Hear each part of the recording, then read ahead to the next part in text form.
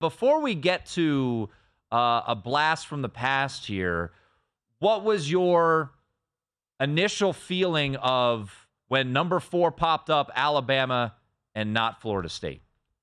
My initial response was not surprised at all, because if you're looking for fair, you're looking for equitable, don't look to college football. It doesn't exist. Everything has to do with viewership. TV viewership is the king of college football. Everything has to do with the revenue, and for the entirety of that 60-minute ball game. In the TCU Georgia final a year ago was proof that they weren't going to put Florida State, and I think Florida State deserved it 100%. But it wasn't going to happen in any scenario, because Alabama and an SEC representative had to be in the CFP playoff, and that's a non-negotiable as it relates to the TV spots and all the sponsors and everybody that pays the bills. All right, so let's look at the two matchups then. Let's focus on the one that's legitimate, Washington and Texas. What do you make of this? Because we've seen the market move. It opened up 5 in some spots. Mike came all the way down to 4. Total sitting around 64.5, so some Husky support early.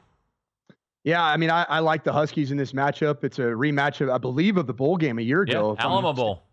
And I expect to see a lot of the same, high-scoring, dynamic play. I think Washington started to find their groove after – a couple uneven weeks on the offensive side of the ball at the tail end of the regular season, and then doing what they did offensively against an Oregon Duck defense that was riding as high as any defense, in college football outside of the Iowa Hawkeyes, who, by the way, are the best defense in college football to even have a chance to win games, let alone 10. But I think that Washington is going to be in a shootout. I think this is going to be a high-scoring affair. I was really impressed with Texas and seeing Quinn Ewers just finally grasp like that spot of being the guy at Texas. And, Sark has been dialing it up, and there's been plenty of explosive plays, dynamic plays. I think this could be a high scoring affair, but why I liked Washington in the repeat matchup against Oregon is they just win. They find ways to win, whether they win small and ugly, or whether they win in a shootout, or whether they dominate a team as they did against my alma mater, the Mountain West Conference Championship, Boise State Broncos, early on in the season. Washington just finds ways to win, and I think that's because of their leadership and because the guy behind center is the best leader in college football. We're talking to Mike Sanford, former interim head coach of Colorado and head coach of Western Kentucky, a handful of other stops as well. All right, we like to give flowers when our guests are right. JVT last week liked Washington plus the points. Mm-hmm. Good call by you, sir. And our guest right now, Mike Sanford, said this last week about Washington and Oregon. Here you go. Take a listen. I've been all in on Washington this whole season. As a former football coach, the scariest team to play is the team that just finds ways to win. And that's what Washington continues to do. They have the confidence going into this game that they've already beaten this team. And they also have the confidence to know that they've won in every possible way that you can win a football game. Even if, some of the score lines haven't been so popular in Vegas, they're winning football games. And that's all that they have to do is have 1 point more than their opponent, the Oregon Ducks, at the end of this game. Me personally, I'm going Washington, and I'm going Washington money line. They're going to find a way to football game, and I stand by that pick. And he was right. Got it home. Good call by you, sir. Well stand on done. Business. So let me ask you this. You like Washington plus the points. Can Washington / will Washington win the national championship? I'm not there yet. There we go. All right. We found your spot. Hey, you know what? But that's the reason that the college football playoff is such a beautiful thing for bettors, because you can watch these semifinals and make decisions about the state of the team. Let's not forget that the transfer portal is still very active everywhere. And in, sit outs and to be drafted, that's a real possibility.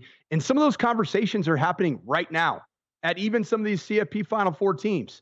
So you need time. And I'm not saying that Michael Penix Jr. is going to sit out the CFP. There's no way he does that. But it's a very delicate time right now. And I think the closer you get to game day, and then after seeing the result of the Washington-Texas game and how it played out, versus the result of how Michigan and Alabama plays out, I think cooler heads prevail on that. And I'm just a big money line Washington guy. I'm not big on the point spread. They find ways to win games. That's the bottom line. And it might be by one. Cool. And if you're a football coach, that's all that matters. And Kalen DeBoer is not a Vegas bettor. Kalen DeBoer is a winner. And he's won every single place that he's won or that he's coached at. I think his overall winning percentage from Sioux Falls to Fresno State to Washington is like near 90%. The guy's an absolute winner, and he's built a program and built a roster that's comprised of really awesome young men that are great leaders and happen to be really skilled football players. All right, speaking of the number one, that is the number that Michigan's laying right now against Alabama. It looks like it's going to get to the Alabama side. From a matchup standpoint, what is something you're watching here on the field between these two? Right now, I think it's all about the reaction. I think the reaction in Ann Arbor when they found out it was going to be Alabama. I think that said everything that you need to know, because the psyche of a team going into a massive game is so critically important. I think that, Michigan's offense, it felt like it was in neutral a good chunk of the game against Iowa. Basically had to find a bunch of alternative ways to score points. You're not going to get that against Alabama. Alabama's not going to give up, offensive touchdowns, by turnovers. And Jalen Milroe right now is playing winning football. Is he putting up massive yards through the air? Not necessarily, but is he a threat to pull the ball down and run in critical situations? And he's already proven it in a massive game against Auburn. I mean, that was their play-in game ultimately for the SEC championship. And now again, for them to play for a national championship was the play against Auburn that he made on fourth down. I think that Alabama also has become the team that has found that formula to just at the end of the game have one more point than their opponent. And I think that Alabama finds a way to win this game. Alabama, Washington as a national championship in Houston. We'll see. Mike, Alabama minus what, 7.5? Yeah, probably something like that. Mike Sanford. If that's the line you give me, I'm going absolutely Washington. I appreciate it. I'd actually be higher, but yeah. Mike Sanford joining us here. A man who knows a thing or two about recruiting quarterbacks. And I'm going to, the portal is crazy right now. And as we sit here with 4 teams left and bowl games, we're always thinking about to next year. We don't know all these destinations, but looking at the portal right now, and I'm going to rattle off a bunch of names. You tell me who you think, because as we look at New York City next Saturday, right? We look at Jaden Daniels, transfer from Arizona State to LSU. Michael Penix, transfer from Indiana to Washington. Bo Nix, transfer from Auburn to Oregon. Riley Leonard, likely headed to Notre Dame. Dylan Gabriel, likely headed to Oregon. Cam Ward, we don't know. Tyler Shuck, likely headed to Louisville. Kyle McCord went in to the portal. DJ Uiagalelei, Dante Moore. Who do you think, Mike, from what you've seen with your eyes, could be the most impactful transfer next year in college football at the quarterback position? Well, first off, the portal really is, it's Kmart, and there is a lot of blue light specials happening with quarterbacks right now across the landscape. It's bananas. And I'm even thinking about from a Vegas perspective, all these bowl games, they're going to be played by a quarterback that hadn't taken any significant snaps all year. I mean, that's happening at Boise State.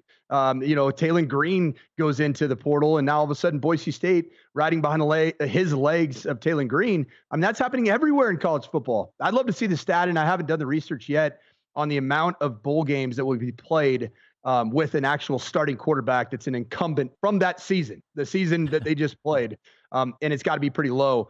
I think the most impactful quarterback in the portal, as I see it, is Cam Ward. I think Cam Ward is a player that athletically can make things happen. I think that Cam Ward has shown that he can do it with his arm. He really took a Washington State program that was going through and all kinds of shenanigans with Nick Rolovich and the COVID boosters and all the controversy surrounding that. He gets there, and all of a sudden, Washington State's all of a sudden a big pick and winning big games early on this season and even last year. They were a team you didn't want to have on their schedule with Cam Ward at quarterback. The biggest thing about Cam Ward is that he, even if he doesn't necessarily pick up the offense right away, he's got the great equalizer that all quarterbacks that come from the portal need to have, and that's the ability to create with his athleticism and playing the second play, which we all know is the way that the NFL is going. So Cam Ward is the guy that if I'm, at a big Power 5 program in search of a quarterback, I'm going all in on Cam Ward.